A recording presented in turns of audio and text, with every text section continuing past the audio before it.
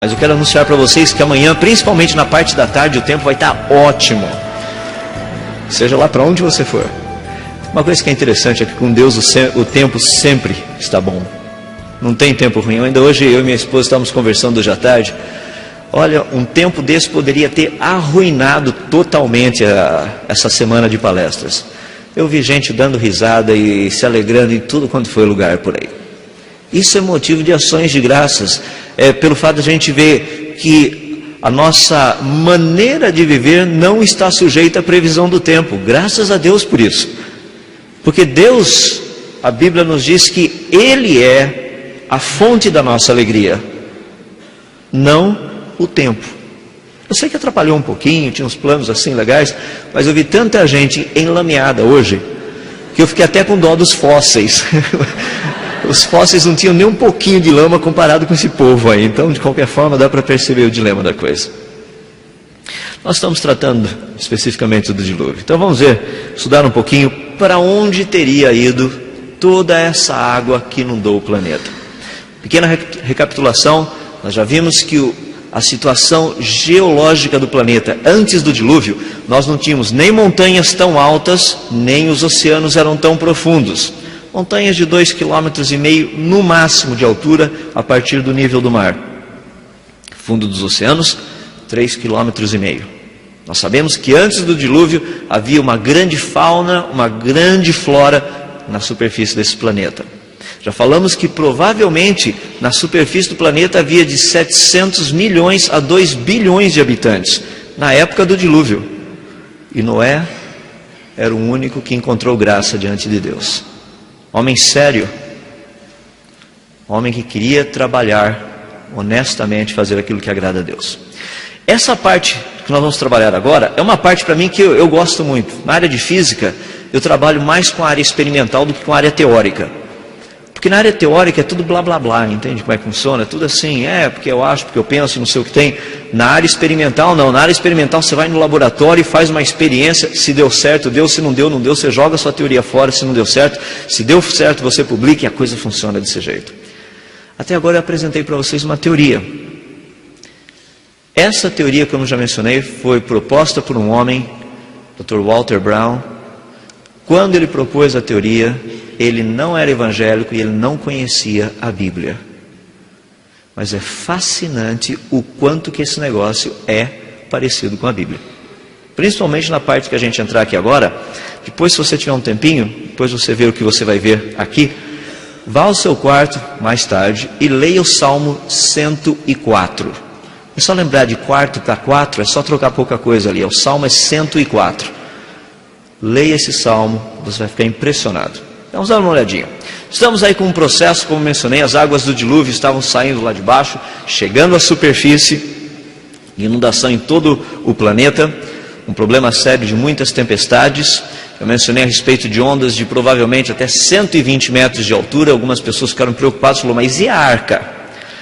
Só para vocês terem uma ideia, a arca de Noé, aquele caixotinho desse jeito, quando a arca estava nessa posição, se viesse uma onda e levantasse a arca poderia chegar a 75 a 80 graus no máximo, e o que aconteceria depois que a onda passasse, ela caía de novo. Ela não capotaria por causa da estabilidade dela. Lateralmente, essa arca poderia virar até 60 graus e ela cairia de volta. É muito estável o negócio. Então a gente não tem tantos problemas assim. O que é mais bonito de tudo, se você pegar aonde a arca provavelmente está hoje, que é o Ararat, e traçar um círculo de mais ou menos 500 quilômetros, que seria o máximo que a arca teria simplesmente flutuado, solta como ela estava, você vai perceber que aquela é uma das áreas mais bem protegidas do planeta na questão dessa rachadura. Deus sabia até onde colocar Noé e a sua arca. Não é fantástico como Deus pensa até nos pequenos detalhes? Eu fico assim impressionado com a grandeza da sabedoria do nosso Deus, como Ele cuida dos detalhes. Bom, vamos trabalhar um pouquinho aí. Questão da Pangeia. Eu vou usar algumas computações gráficas só para a gente ter uma ideia de como o negócio funciona. Aqui vocês estão vendo a Pangeia, ou seja, a formação dos continentes e das cadeias de montanhas. Observe um pouquinho o que teria acontecido durante o dilúvio. Praticamente você tem uma rachadura e você tem a movimentação dessas placas continentais, formando os continentes. Durante o dilúvio, durante esse tempo que a terra esteve inundada. Essa é a proposta. Deu para perceber o que aconteceu com os continentes? Nós vamos ver um pouquinho mais em detalhes. Quando a gente estuda esse negócio todo, tem um pouquinho de equações, como vocês estão vendo ali. A coisa não é simplesmente, não, porque eu acho que o versículo tal falando não sei o que tem, o versículo não sei o que tem. Não, a gente pega equações, você vai trabalhar, por exemplo, aqui você tem granito, aqui você tem basalto, se tem água entre eles, você tem água saindo por ali, essa água vai desbastar a parte de granito, vai desbastar a parte de basalto, então você vai ter formação de granito e de basalto em várias regiões do planeta, você vai encontrar basalto onde não deveria encontrar, coisas desse jeito. Que é exatamente o que a gente vê e encontra. Só que tudo isso é baseado em ciência, em cálculos. Tive uma pessoa uma vez que chegou para mim e falou o seguinte: eu não sei como é que vocês podem usar a Bíblia para fazer ciências. Ciência não pode fazer isso. É mesmo? Vocês sabiam que a teoria quântica foi desenvolvida por Max Planck, Schrödinger e outros? A base dela vem do hinduísmo, que era a religião de alguns deles. Eles acreditavam em castas. Ou você pertence a essa casta, ou a essa, ou a essa. Não é interessante que na física quântica você estuda os elétrons, ou eles estão nesse nível de energia, ou nesse nível, ou naquele nível? A ideia é a mesma, só que eles usaram a teoria deles. Eu acho que a religião deles não é boa, porque a teoria só funciona para um átomo especificamente, que é o de hidrogênio. Acho que se a teoria e a religião fossem boas, serviria para muito mais. Mas a gente fica trabalhando com esses negocinhos de religião ruim e teoria ruim, até que a gente acha religião boa e teoria boa. Vamos dar uma olhadinha a respeito de algumas coisas que são interessantes aí. Até cerca de mais ou menos 20 anos atrás, 30 anos atrás, desculpe-me, nós tínhamos a ideia de que o fundo dos oceanos era algo perfeitamente plano, igual ao fundo assim da praia. O negócio é que nós tivemos uma grande surpresa com um satélite chamado Seasat, satélite do mar. O alvo desse satélite, a princípio, era medir a elevação dos continentes. Colocaram esse negócio em órbita, ele ficou dando umas voltinhas e voltinhas e voltinhas, e os caras falaram, tem alguma coisa errada. Quando ele passa em cima do oceano, o oceano não é certinho. Tem lugares no oceano que ele é mais alto, tem os lugares que ele é mais baixo. Você vai falar, é óbvio, isso é onda. Não, não é onda não. Por exemplo, as ilhas do Havaí, por causa da gravidade naquela região, fazem com que o Oceano Pacífico, naquela área, suba mais de 150 metros. Se você medir o nível do mar no Havaí e medir o nível do mar no Oceano Pacífico, lá no meio onde não tem nada, no Havaí o nível do mar é 150 metros mais alto do que no resto. O pessoal começou a medir isso daí falando, tem alguma coisa errada. E ao estudar, eles descobriram o que estava errado. O fundo do oceano não é plano. Isso é o que eles descobriram ali no fundo dos oceanos. Um negócio totalmente maluco. Só que é o contrário. Aquela parte preta que vocês estão vendo são os continentes. A parte verde, amarelo, laranja, ali, a outra, está dando profundidades. Ou seja, o fundo dos oceanos tem uma cadeia fantástica de montanhas, que é mais ou menos aquilo que vocês estão vendo ali. A maior cadeia de montanhas, 74 mil quilômetros ininterruptos de montanhas, se encontra no fundo dos oceanos. Pergunta, não tem placa tectônica se mexendo ali. Como é que se formaram essas cadeias de montanha? Isso foi um problema, e ainda é um problema para todo mundo. Como é que surge montanha no fundo dos oceanos? Por falar nisso, o pessoal que gosta de rapel, eu estou programando assim, uma expedição. Sabe o que é rapel, né? Canyoning, esse tipo de coisa. Lá no fundo dos oceanos, porque deve ser 10 fazer canyoning lá. Imagina só, 74 mil quilômetros só para a gente andar, só fazendo canyoning. Deve ser um negócio muito 10. Se estiverem interessados em canyoning no fundo do mar, é só me avisar depois, a gente passa um e-mail aí. Vamos ver se a gente reúne assim para a terceira conferência da Fiel no fundo dos oceanos, uma coisa mais ou menos parecida. Já que de água vocês entendem, fazer no fundo do mar vai ser fichinha, né? Depois de toda a chuva que a gente teve aqui. Essa foi uma grande surpresa, a crista oceânica. O pessoal começou a perguntar, como que esse negócio surgiu? Sabe que até o presente momento não tem nenhuma teoria sólida para explicar como ele surgiu, a não ser a teoria das hidroplacas?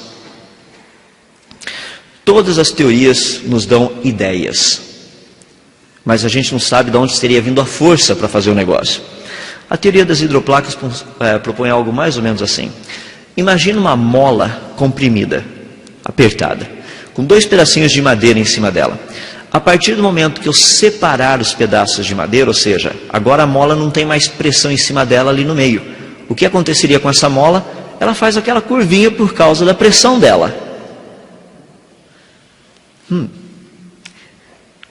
E se a gente fizesse isso no fundo dos oceanos? Em cima, agora embaixo d'água. Tudo embaixo d'água.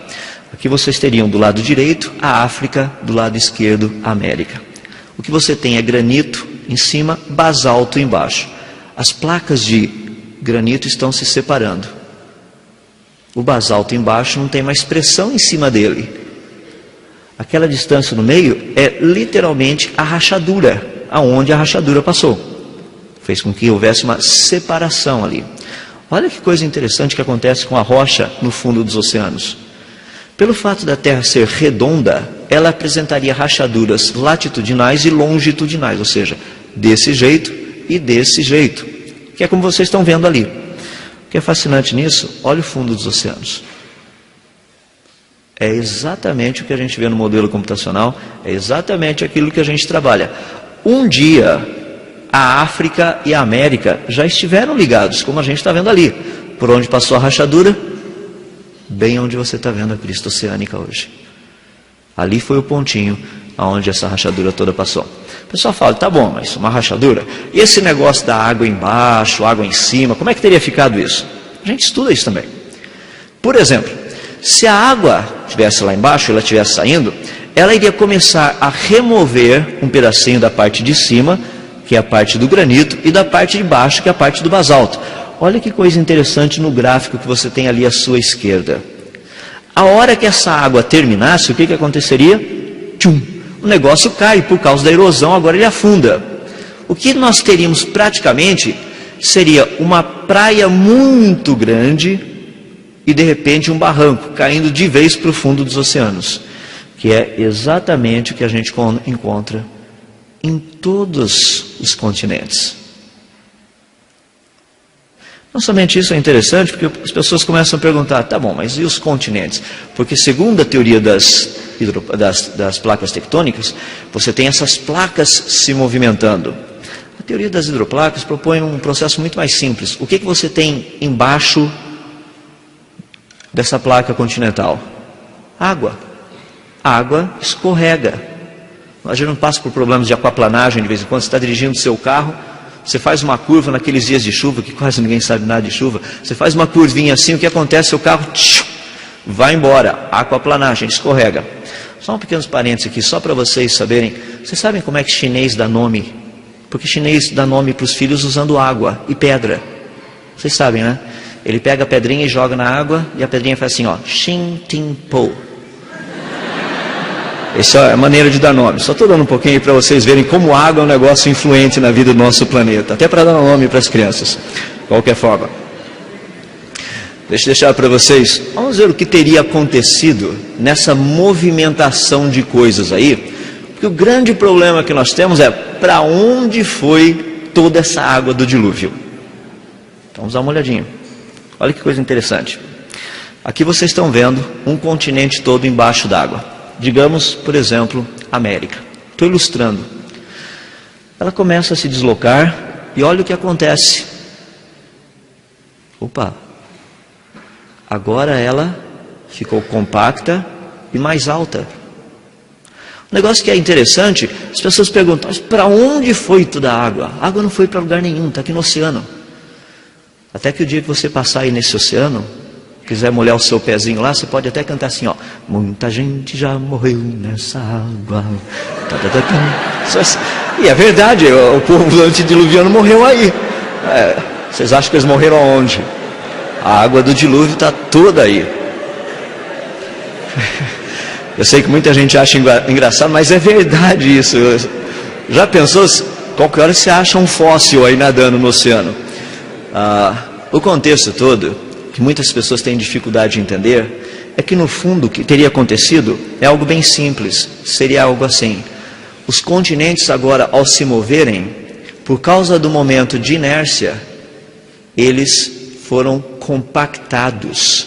Agora você tem oceanos mais profundos, porque agora a gente está em contato com basalto direto lá embaixo. E ao mesmo tempo, por causa da compactação, você tem continentes mais altos.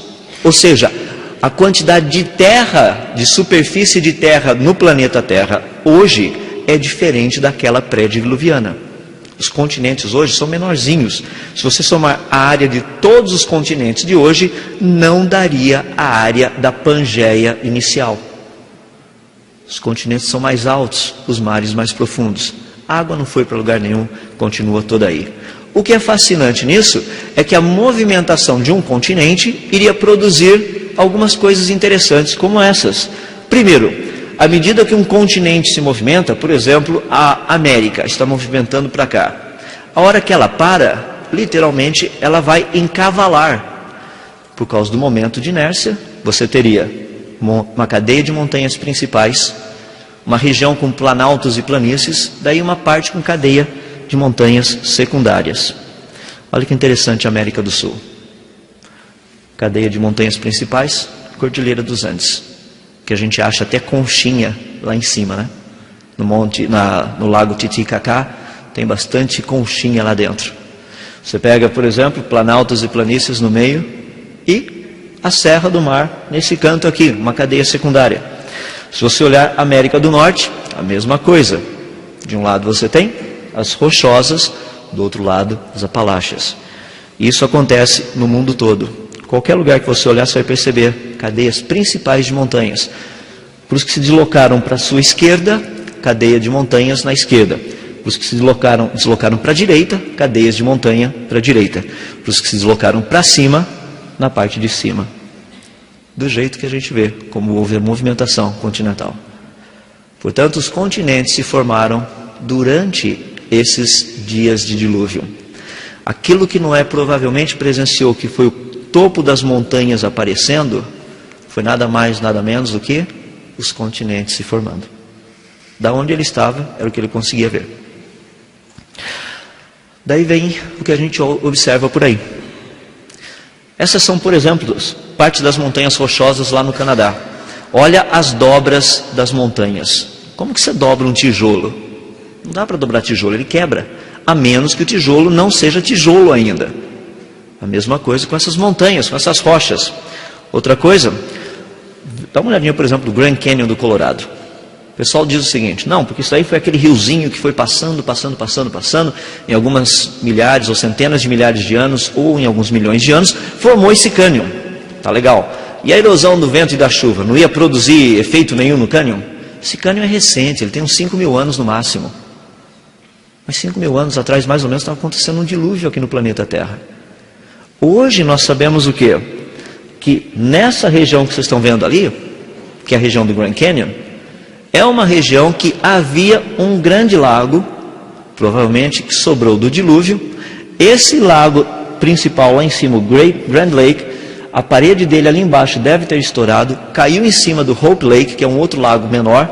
Toda essa água desceu, formando o que é hoje conhecido como Grand Canyon. Quanto tempo mais ou menos? De 24 a 36 horas. Do jeitinho que a gente encontra hoje. Erosão rápida. Você percebe que um negócio que é interessante, dê uma olhadinha lá em cima. Todos os afluentes na região do Grand Canyon, os afluentes do rio Colorado, eles entram do jeito errado. O rio corre para cá, os afluentes vão para lá, daí eles voltam. Olha, por exemplo, os rios no mundo todo para você ver. O rio está correndo para cá, os afluentes entram em direção em que o rio está fluindo. No Grand Canyon, ao contrário. Nós temos cânions, por exemplo, entre a Groenlândia e o Canadá, tem um cânion no fundo dos oceanos, que é um dos maiores conhecidos. Como explicar um cânion no fundo dos oceanos quando a velocidade da água lá é menos que 0,5 km por hora? Não dá para formar cânion a essa velocidade. Então tem muita coisa legal que a gente tem visto que a teoria explica exatamente do jeito que deveria. Não somente isso, como a formação do que a gente percebe aí, desses cânions, coisas fantásticas. Dá para ter uma ideia que as árvorezinhas lá em cima têm 5 metros de altura, né? Dá para ter uma ideia do tamanho do buraco que foi cavado ali? Então é um negócio fascinante a respeito disso. Não somente isso, como um dilúvio universal teria produzido estratigrafia, ou seja, camadas em todo lugar desse planeta. Não é verdade que qualquer lugar que a gente vai, você encontra aquelas camadas de terra? Você passa na beira de uma estrada, cortaram um barranco para fazer a estrada. Olha ali assim, você vai ver umas camadas. Às vezes você está andando na beira da praia, perto de uns barrancos, você olha, camadas.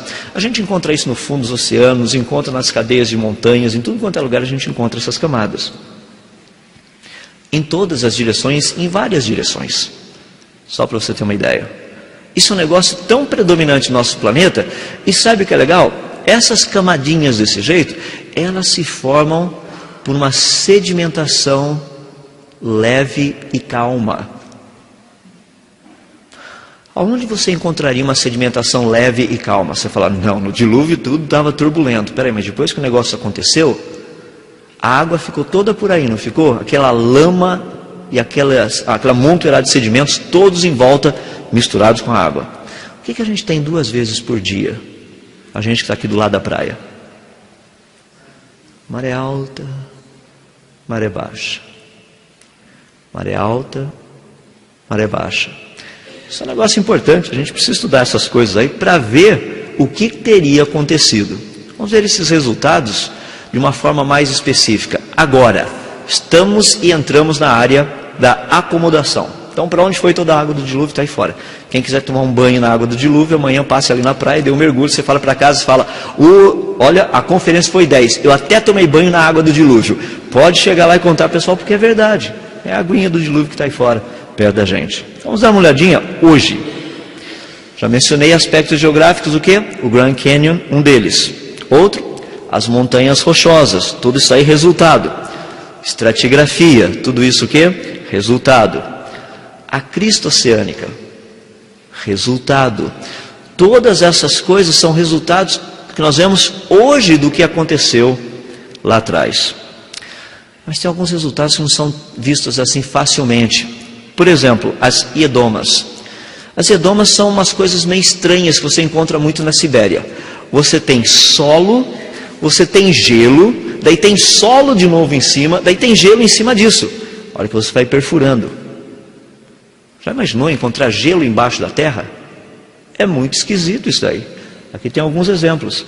Aquele cara que está mexendo ali, aquela iedoma que está ali embaixo, onde está perto, aquilo é um negocinho de gelo, e ela foi causada por vento e neve. Como explicar um negócio desse? A teoria do dilúvio nos explica isso aí. Uma outra coisa que é muito interessante é a formação das rochas calcárias. Sempre foi um problema sério para o pessoal. O pessoal da química, eu estou dando uma deixa para vocês, coloquei umas equaçõezinhas ali, porque tem muita gente triste, né? O pessoal da química vem para cá e fala, só ouvi de H2O, H2O. Então mudei um pouquinho, tem um pouquinho mais a olhar. CaCO3, tem o Cal2SO2O8. Então tem umas coisinhas mais interessantes aí para você poder trabalhar também. Da onde teria vindo essa formação desse tipo de rocha? Uma água lá de baixo teria trazido esse material até a superfície. Teria produzido tudo aquilo que a gente conhece hoje aqui. O que é fascinante. Deixa-me dar uma ideia, que muitas pessoas têm dificuldade de entender o processo de fossilização. Como é que funcionam os fósseis? Ali você tem um peixinho. Você fala, peixe, estou vendo uma rocha. Tá bom, deixa eu melhorar um pouquinho. Então agora você consegue ver o peixe. Como que funcionaria? Primeiro, para você soterrar um peixe, o soterramento tem que ser rápido. Obviamente, para soterrar um peixe, ele tem que ser soterrado. Desculpe-me pela cacofonia aí. O problema que nós temos é, para você fossilizar um peixe, você teria que soterrá-lo rapidamente. Ele tem que ficar preso. O que iria acontecer com ele? Ele iria morrer por asfixia, porque peixe não respira na lama. Morte por asfixia. Aí tem um outro processo, que é um processo de mineralização, produzido pelo cálcio, pela sílica. O que é interessante é que um peixe, quando morre, ele libera amônia. A amônia causa a precipitação do cálcio. O pessoal da química conhece bem esse negócio, o pessoal da geologia também trabalha com esse negócio. Sabe o que é fascinante? Quanto tempo demoraria para se formar um fóssil de um peixe? De 24 a 36 horas. Só. As pessoas acham que fósseis demoraram milhões de anos para ser formados. Se demorar muito tempo, o animal se decompõe, a planta se decompõe, não tem nada para virar um fóssil. Tem que ser rápido, para poder guardar a forma e a estrutura. Esse é um processo, esse é o processo de fossilização.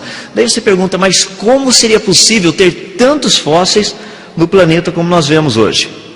A quantidade é muito grande. Eu concordo que a quantidade é muito grande. A única maneira de explicar isso é o que o pessoal geralmente trata e fala, só poderia ser um dilúvio.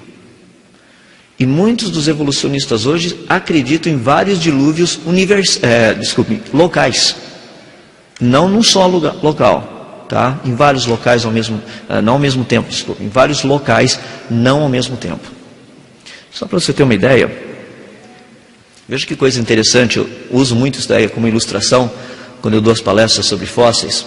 Aqui você tem o fóssil de algumas árvores. A primeira ali do lado, vocês estão percebendo, encontrado na Alemanha. Esse fóssil de árvore atravessa o equivalente a 7 milhões de anos geológicos. Já imaginou uma árvore ficando inteira ali 7 milhões de anos, sendo soterrada gradativamente e não ter morrido? Eu ia ficar sentado igual o Lhama ali fora hoje à tarde, olhando essa árvore ser soterrada. É impossível um negócio desse. No do meio aqui, deixa eu deixar bem claro, aquele negócio de amarelo e azul não é o fóssil é o pretinho ali do lado, só para esclarecimentos. Ele está fossilizando, mas não chegou lá ainda. É que às vezes a gente fica petrificado quando a gente vê um fóssil desse jeito, é o que aconteceu com aquele pesquisador. Essa árvore na Austrália, praticamente, ela tem mais de 5 milhões de anos geológicos. É o nível de camadas que ela atravessa. Essa outra aqui, que é da Alemanha, que é muito interessante, ela está fossilizada de ponta cabeça, as raízes para cima e as folhas para baixo. Nós podemos ver claramente uma prova da evolução, que as árvores no passado, elas tinham as raízes para cima e as folhas para baixo. Com o passar do tempo, elas foram mudando, até chegar na posição certa.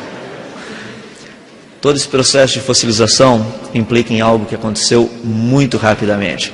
Formação de camadas num período muito curto de tempo, nada de milhões de anos, como a gente vê nas muitas propostas por aí. O que nós encontraríamos, portanto, num mundo que tivesse sido totalmente submergido pela água? Toneladas de fósseis. Uma das maiores provas do dilúvio é o fóssil. A quantidade de fósseis são uma prova da dimensão desse negócio.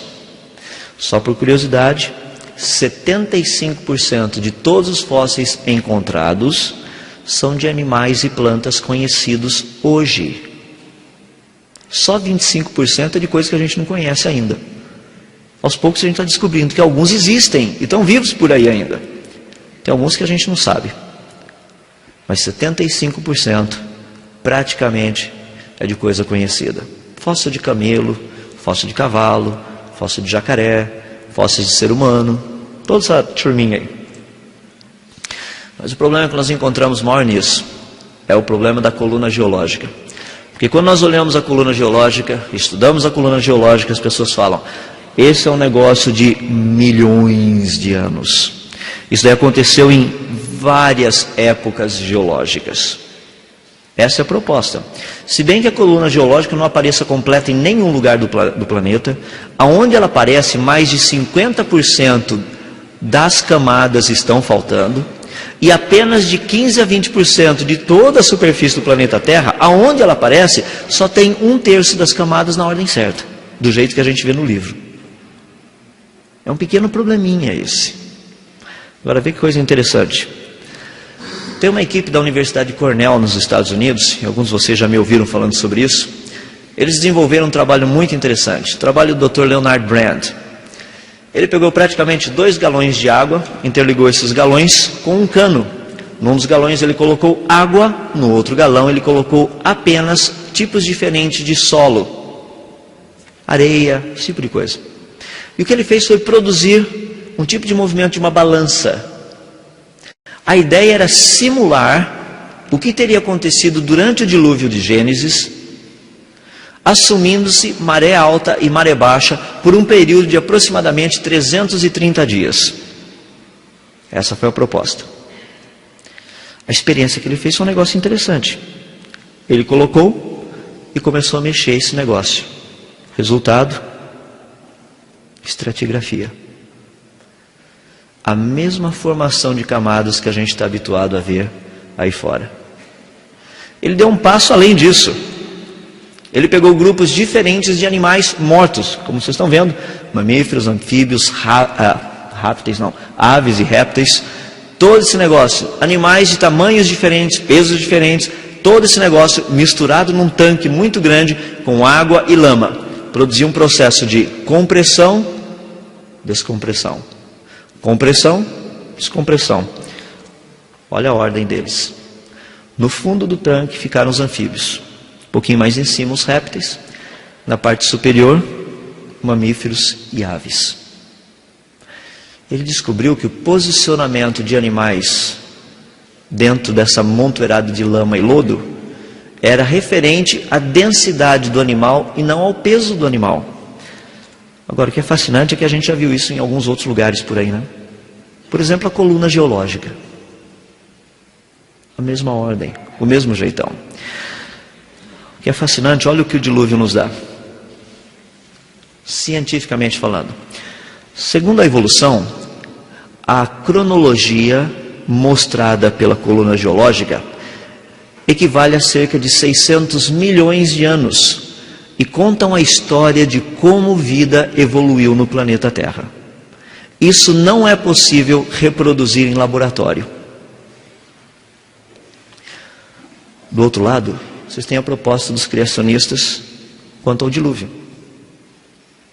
O que é interessante, a mesma coluna, ela é classificatória.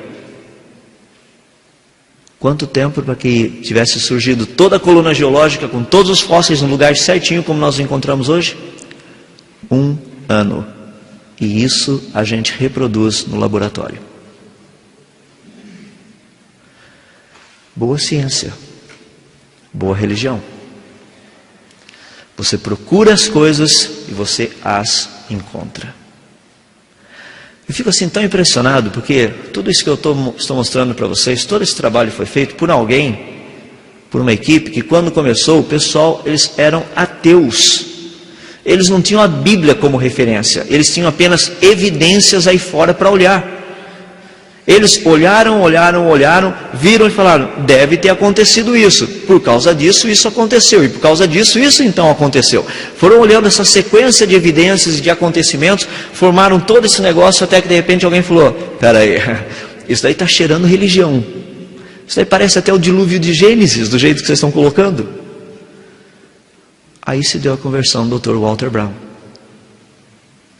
Quando ele pegou para comparar, realmente, aquele negócio que ele tinha estudado, desenvolvido e criado, falou, peraí, isso aí já tem? A ideia não era original, né? Estava na Bíblia. Ele apenas seguiu passos para ver o que tinha acontecido. Chegou a essa conclusão. Muito interessante quando a gente olha tudo isso. Gostaria de dar uma lição para vocês, deixar uma lição para vocês, que está relacionado com os fósseis. Eu gosto muito de fósseis. Eu tenho vários fósseis de peixe lá em casa. Para ser bem sincero, o único jeito que eu gosto de peixe é fossilizado. Não gosto de peixe empanado, esse negócio de peixe frito. Eu gosto de peixe fossilizado, fica bem legal, não tem cheiro, não tem nada disso. Acho 10 a coisa. O que eu acho fascinante a respeito dos fósseis é que Deus deixou marcado na rocha o quanto Ele se desagrada do pecado. Deus diz, farei cessar toda essa inimizade que existe entre vocês e a minha pessoa. E vou deixar isso escrito na rocha. E ficou escrito. Ficou escrito para que hoje nós soubéssemos e entendêssemos. Gostaria de terminar com um pensamento para vocês, a respeito de tudo isso que nós vemos do dilúvio. Você fala, puxa, mas essa é uma história triste. Uma história de uma humanidade inteirinha perecendo. O que tinha a ver os animais com tudo isso? O que tinha a ver? Nossa, mas esse Deus realmente A Bíblia nos diz que Deus criou todas as coisas para o louvor da sua glória. Todas elas. O livro de Salmo nos diz que Ele criou até o ímpio para o dia da calamidade.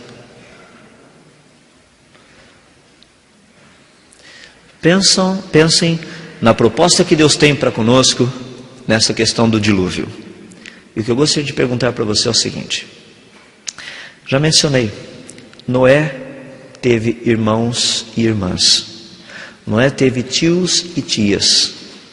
Ele teve provavelmente primos e primas, sobrinhos e sobrinhas. Mas eles não entraram na arca.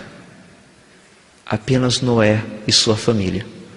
Noé, sua esposa, seus 3 filhos e suas 3 noras. A minha pergunta é, se hoje um dilúvio estivesse acontecendo, ou fosse proposto, você entraria na arca?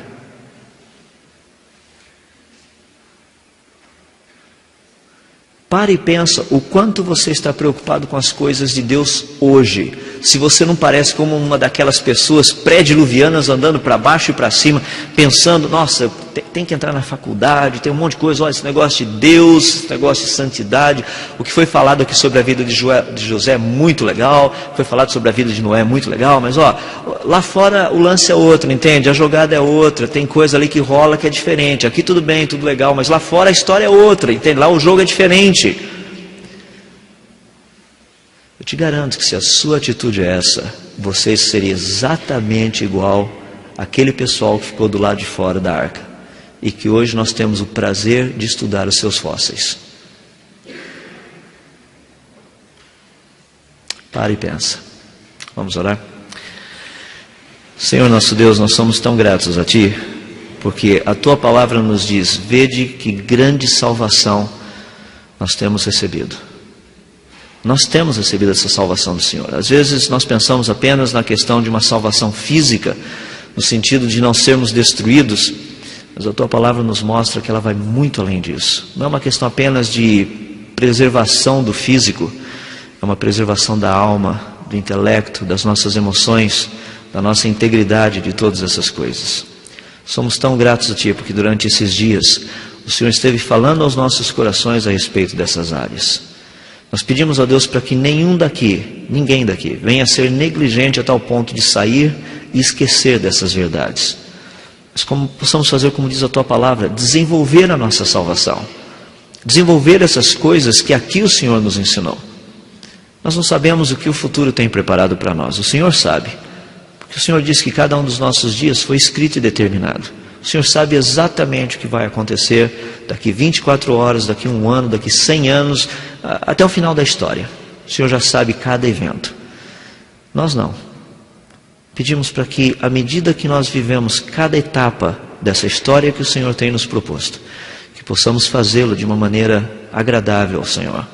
Para que possamos, como diz lá no livro de Romanos, apresentar os nossos corpos como um sacrifício vivo, santo e agradável a Ti, que é o nosso culto racional, e não nos conformarmos com este mundo, mas passarmos pela renovação da nossa mente, para experimentarmos qual seja a boa, agradável e perfeita vontade do Senhor. Ajuda-nos nisso. Nós pedimos essas Tuas bênçãos nas nossas vidas. Oramos assim, fazendo humildemente no nome de Jesus.